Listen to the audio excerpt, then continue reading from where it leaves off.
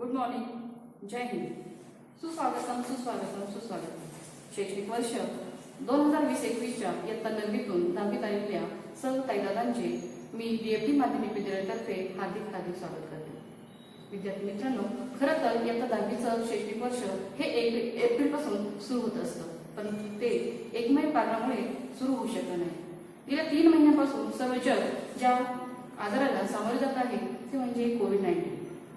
कोविड-19 या आजाराने, या विषाणूने संपूर्ण जगभरामध्ये थैमान घातले आहे. जगाने पहिले महायुद्ध, दुसरे महायुद्ध अनुभवले आहे आणि आज जैविक युद्धाशी जग लढत आहे. परंतु पहिल्या महायुद्धामध्ये आणि दुसऱ्या महायुद्धामध्ये शत्रू आपल्या समोर होता, पण आज शत्रू अदृश्य स्वरूपात आहे. त्याच्याशी कसं लढायचं, कसं लढू शकतो हे कोणी सांगू शकत नाही. हा आजार कधी संपेल, कसा संपेल हे कोणीही सांगू शकत नाही. पण आज ह्या विषाणूशी आपल्याला लढायचं आहे, संकटाला सामोरे जायचं आहे आणि ते सामोरे जात असताना आपलं जीवन आपण थांबवू शकत नाही, आपलं शिक्षण आपण थांबवू शकत नाही. आणि म्हणूनच आपलं शिक्षण न थांबवता आपण ते सातत्याने कार्यरत करायचं आहे. आणि म्हणूनच जसं हे संकट आपल्या डोळ्यासमोर आलेलं आहे, त्याचप्रमाणे या कुठल्याही संकटाला जाऊ हसतमुखाने सकारात्मक दृष्टिकोनातून आपली जीवनाची वाटचाल सुरू करत असताना विद्यार्थ्यांचे हित ते कसे जोपासतात हे आपण नवीन संकल्पनातून बघत आहोत. आणि त्याचप्रमाणे की आपल्या शाळेची, आपल्या संस्थेची वाटचाल कशी प्रकारे उज्ज्वल राहील यासाठी सर सतत प्रयत्न करत असतात. ते म्हणजे आपल्या संस्थेचे संस्थापक माननीय दत्तात्रय धात्रक सर. आणि म्हणूनच आपल्या संस्थेचं ब्रीदवाक्य सुद्धा आहे, सामर्थ्य आहे उपक्रमाचे जो करील तयांचे. सामर्थ्य आहे उपक्रमाचे जो करील तयांचे, परंतु ते अधिष्ठान पाहिजे जबरदस्त इच्छाशक्तीचे. आणि अशीच इच्छाशक्ती सरांनी मांडली आहे आणि विद्यार्थी हे आपलं दैवत आहे हे मानणारे आपले दत्तक सर. आणि त्यांच्या संकल्पनेतूनच आलेला ही नवीन संकल्पना म्हणजे ऑनलाईन अभ्यासक्रम. आणि ऑनलाईन अभ्यासक्रमामध्ये आपण इयत्ता 10वीची सुरुवात 15 जूनपासून सुरू करत आहोत. आणि त्यामुळेच या शैक्षणिक वर्ष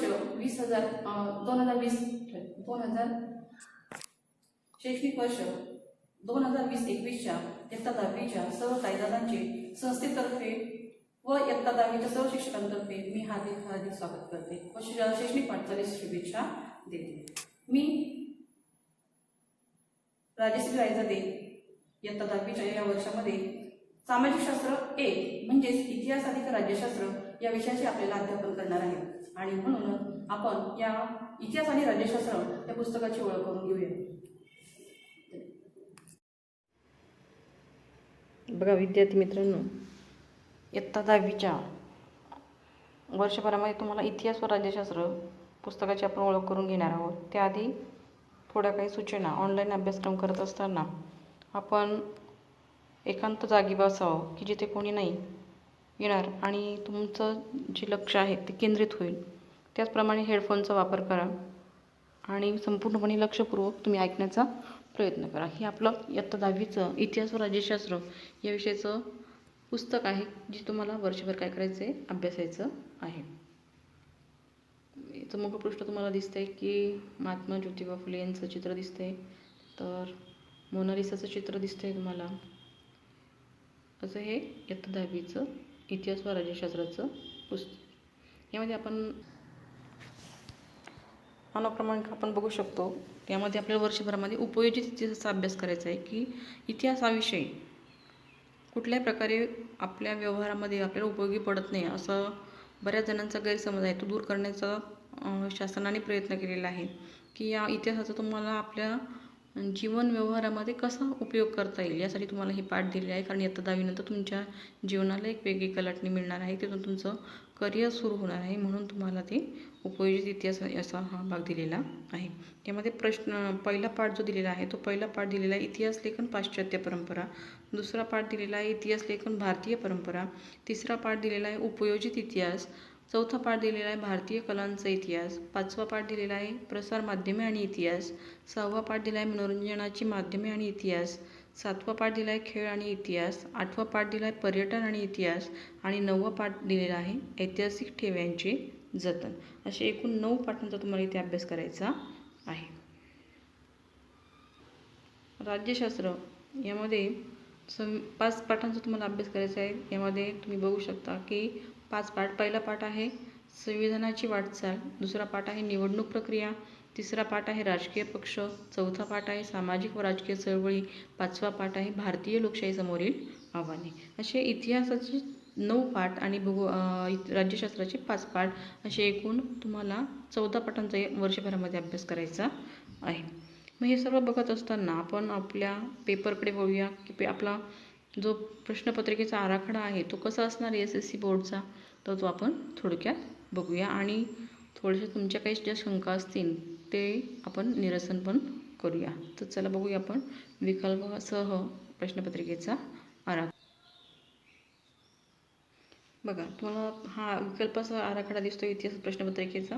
इतिहास आपल्याला असणार आहे 28 गुणांचा आणि 12 गुणांचा तुमचा असणार आहे राज्यशास्त्र. मग आपल्याला प्रश्न पहिला तुम्हाला दिसतो याच्यामध्ये. प्रश्न पहिला आहे दिलेल्या पर्यायांपैकी योग्य पर्याय निवडून विधाने पुन्हा लिहा. हा जो प्रश्न आहे तो आहे 3 गुणांसाठी. एकूण 3 तुम्हाला विकल्प दिलेले असतील, ते विकल्प तुम्हाला सोडवायचे आहेत. 3 गाळलेल्या जागा तुम्हाला दिले जाणार आहेत. त्या गाळलेल्या जागेमध्ये तुम्हाला पर्यायसुद्धा दिले जाणार आहे. समोर तुमचे उत्तर असणार आहे.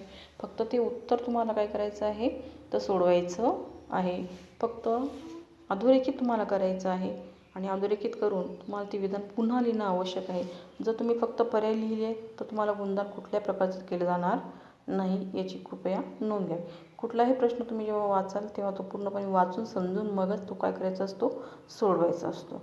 तसा हा प्रश्न पहिला तुमच्या बऱ्याच मुलांच्या लक्षात आला असेल. मागच्या वर्षी मी तुम्हाला सांगितलं होतं की कशा प्रकारे आपल्याला चुका करायच्या नाही. तो प्रश्न सोडवत असताना दुसऱ्यांवर विश्वास न ठेवता आपल्या आत्मविश्वासाने तो प्रश्न सोडवायचा आहे. कुठल्याही मित्रावर विश्वास ठेवू नका की तो आपल्याला उत्तर बरोबरच सांगेल. तेव्हा आपल्या वर्षभराच्या अभ्यासातून आपण आपलं कॉन्फिडन्स ठेवायचं आहे आणि आपलं पर्याय आपण स्वतः निवडून आपण काय करायचं ते विधान पूर्ण लिहायचं आहे. प्रश्न पहिला जो आहे तो आहे पुढीलपैकी चुकीची जोडी ओळखून लिहा. एकूण तुम्हाला 3 गट दिलेले असतील. 3 गटामध्ये तुम्हाला 4 तुम्हाला जोड्या असतील. त्या जोड्यांमध्ये चुकीची जोडी तुम्हाला ओळखायची आणि ती फक्त तुम्हाला लिहायची आहे आणि ती ओळखून तुम्हाला लिहायची. अशा याला तुम्हाला 3 दिलेले असतील. 3 याला 3 गुण आहेत. विकल्पासह पण तुम्हाला 3 गुण आहेत. असा प्रश्न पहिला आणि हा तुमचा असणार आहे 3 + 3 = 6 गुणांचा प्रश्न असणार आहे. प्रश्न पहिला आणि बद्दल तुम्हाला कुठलीही शंका राहिली नसेल असं मी गृहीत धरते आणि पुढच्या प्रश्नाकडे वळूया. प्रश्न दुसरा आहे सूचनेप्रमाणे कृती पूर्ण करा. यामध्ये 3 पैकी तुम्हाला 2 सोडवायचे आहेत. गुण आहे 4. सूचनेप्रमाणे कृती पूर्ण करा याचा अर्थ काय? मग कदाचित तुम्हाला तक्ता दिलेला असेल, कदाचित तुम्हाला कालरेषा दिलेली असेल, कदाचित तुम्हाला काहीतरी वेगळा चौकट किंवा तक्ता पूर्ण करण्यासाठी दिलेला असेल. जसं आहे तसं तुम्हाला ते काय करायचं आहे, पूर्ण करायचे आहे. तसं प्रश्नपत्रिकेत तुम्हाला प्रश्नपत्रिकेतलं जी आकृती आहे ती तुम्हाला उत्तरपत्रिकेत तशी काढायची आहे. पेनने ती आकृती तुम्हाला काढायची आहे. कुठल्याही प्रकारच्या आपण आपला स्वतःचा काही करायचा नाही, डोकं चालवायचं नाही. जशी आकृती दिलेली आहे ती आकृती तुम्हाला उत्तरपत्रिकेत तशी काढायची आहे. फक्त उत्तर तुम्हाला योग्य ती लिहायची आहे. अशा 3 पैकी तुम्हाला 2 सोडवायचे आहेत. मार्क आहेत 4 आणि विकल्पासह आहेत 6. प्रश्न दुसरा आहे टिपा लिहा. टिपा लिहामध्ये तुम्हाला 3 टिपा दिलेल्या असतील. 3 पैकी तुम्हाला 2 सोडवायचे आहेत. गुण आहेत 4 आणि विकल्पासह गुण आहेत 6. असे एकूण 4 + 4 = 8. प्रश्न दुसरा हा तुम्हाला 8 गुणांसाठी आहे. प्रश्न पहिला हा तुम्हाला 6 गुणांसाठी आहे. असं 8 आणि 6 14 गुणांचा तुमचा प्रश्नपत्रिकेचा आराखडा झालेला आहे. त्याचप्रमाणे प्रश्न तिसरा जो आहे पुढील विधाने सकारण स्पष्ट करा. असे विधाने तुम्हाला 4 दिलेले असतील. 4 पैकी तुम्हाला 2 सोडवणं आवश्यक आहे. त्याला गुण आहेत 4.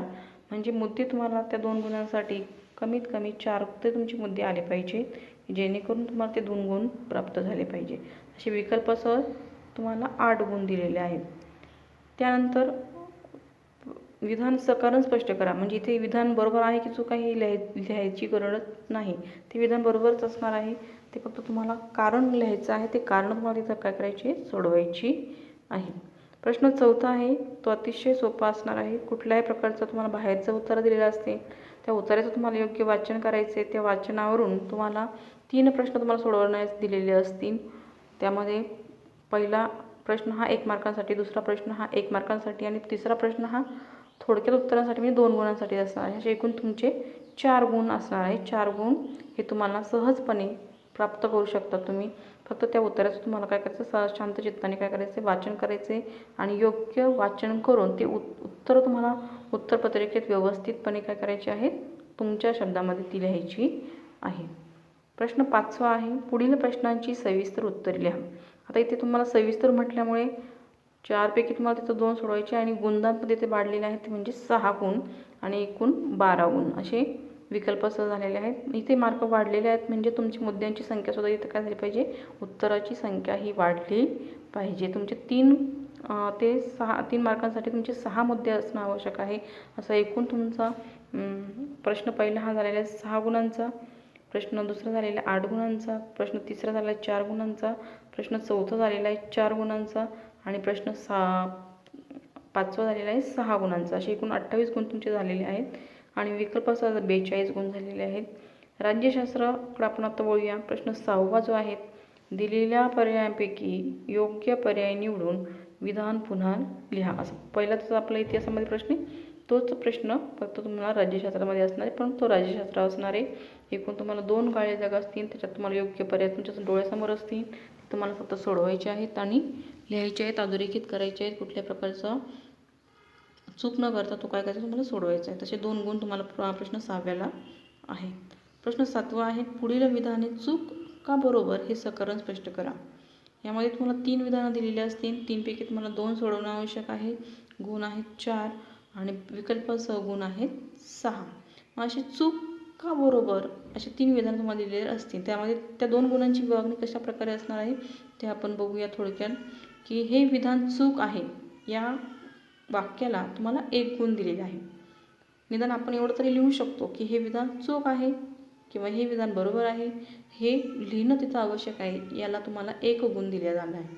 जर ते विधान चूक आहे तर ते का चूक आहे याचं सकारण तुम्हाला काय करायचं, तिथे कारण लिहायचं आहे, त्याला तुम्हाला 1 गुण दिलेला आहे. असे 2 गुण तुम्हाला सहजपणे तुम्ही मिळू शकतात. परंतु इथेच विद्यार्थी काय करतात, अनेक चुका करतात की आपल्या डोळ्यासमोर प्रश्नपत्रिका असते, त्याच्यात आपण वाचतो पण लिहिताना पण आपल्या डोक्यामध्ये काहीतरी वेगळेच विचार चालू असतात आणि आपण तिथे वेगळंच उत्तर लिहून ठेवत असतो. मग काही विद्यार्थी काही चूक बरोबरच्या ऐवजी सत्य असत्य लिहितात, तर काही योग्य अयोग्य लिहितात किंवा काही चिन्हांचा वापर करून तो प्रश्न सोडवण्याचा प्रयत्न करतात. तर कृपया कुणी असं करू नका. जे प्रश्नपत्रिकेत शब्द 2च दिलेले आहेत ते शब्दांचाच तुम्हाला काय करायचं आहे, वापर करायचा आहे. तो म्हणजे चूक की बरोबर या 2च शब्दांचा तुम्हाला तिथं वापर करायचा आहे, तरच तुम्हाला ती गुण दिली जाणार आणि तसंच 4 गुणांचा तुमचा तो प्रश्न आहे. प्रश्न क्रमांक 7. प्रश्न क्रमांक 8 आहे, संकल्पना स्पष्ट करा. त्या तुम्हाला 2 दिलेल्या असेल, 2 पैकी तुम्हाला 1 सोडवायचे आहे आणि मार्क आहे 2. म्हणजे इथे तुमचे 2 मुद्दे तिथं त्या संकल्पनेत येणं आवश्यक आहे. संकल्पना याचा अर्थ तिथे की तुम्हाला संकल्पना चित्र नाही काढायचे, तुम्हाला तिथं व्याख्या लिहायच्या आहेत आणि अनेक व्याख्या सोप्या अशा आहेत की ज्या तुम्ही अगदी सहजपणे लिहू शकतात. अशी तुम्हाला विकल्पासह आहेत 4 गुण आणि खरी मार्क आहेत 2 गुण. मग एकूण प्रश्न 8वा ब मध्ये आहे, सूचनेप्रमाणे कृती करा. तिथे दिलेले 2 पैकी 1 आणि गुण आहे 2 आणि विकल्पासह आहे 4. मग सूचनेप्रमाणे कृती करा याचा अर्थ की जसं तुम्हाला कालरेषा दिली जाईल किंवा तक्ता दिला जाईल किंवा कुठल्या प्रकारची कृती तुम्हाला तिथं पूर्ण करण्यासाठी सांगितली जाईल. जशी तुम्हाला प्रश्नपत्रिकेत सांगितलेली आहे तशीच्या तशी उत्तरपत्रिकेत तुम्हाला ती आकृती काढायची आहे. कुठल्या प्रकारचं आपल्या मनाने कुठल्या प्रकारची आकृती तिथं काढायची नाही, हे कृपया आपण लक्षात घ्या. असा 8वा प्रश्न तुम्हाला 4 गुणांसाठी आहे, प्रश्न 7वा तुम्हाला 4 गुणांसाठी आहे आणि प्रश्न पहिला तुम्हाला 6वा तुम्हाला 2 गुणांसाठी. असे एकूण आपले 10 गुण झालेले आहेत. आणि शेवटचा जो प्रश्न आहे तो म्हणजे प्रश्न 9वा की पुढील प्रश्नांचे थोडक्यात उत्तर लिहा. इथे तुम्हाला 2 गुणांसाठी हा प्रश्न असणार आहे. 2 पैकी तुम्हाला 1 सोडवायचा आहे आणि 2चे दोन्ही सोडले तरी काही हरकत नाही, तरी तुम्हाला फक्त 2च गुण मिळतील. असे तुमचे 12 गुण आणि त्यासाठी 2 मुद्दे तुम्हाला इथं लिहिणं आवश्यक आहे. असा आपला हा 12 गुणांचा पेपर राज्यशास्त्राचा असणार आहे. असे 28 अधिक 12 असे 40 गुण तुम्हाला इथं दिसत आहेत की आपले हे झालेले आहेत आणि विकल्प 42 आणि 20 असे 62 गुण तुमचे इथे झालेले आहेत. तर मला वाटतं आपला हा प्रश्नपत्रिकेचा आराखडा सर्वांना लक्षात आलेला असेल आणि आता कुठल्या प्रकारची अडचण विद्यार्थ्यांना राहिली नसेल की बोर्डाचा आपला पेपर कसा असणार आहे किंवा कशा पद्धतीने आपल्याला अभ्यास करायचा आहे. तर सर्वांना या परीक्षेसाठी आणि अभ्यासासाठी खूप खूप शुभेच्छा. आपण पुढच्या व्हिडिओमध्ये धड्यांना आपण काय करूया, सुरुवात करूया. धन्यवाद.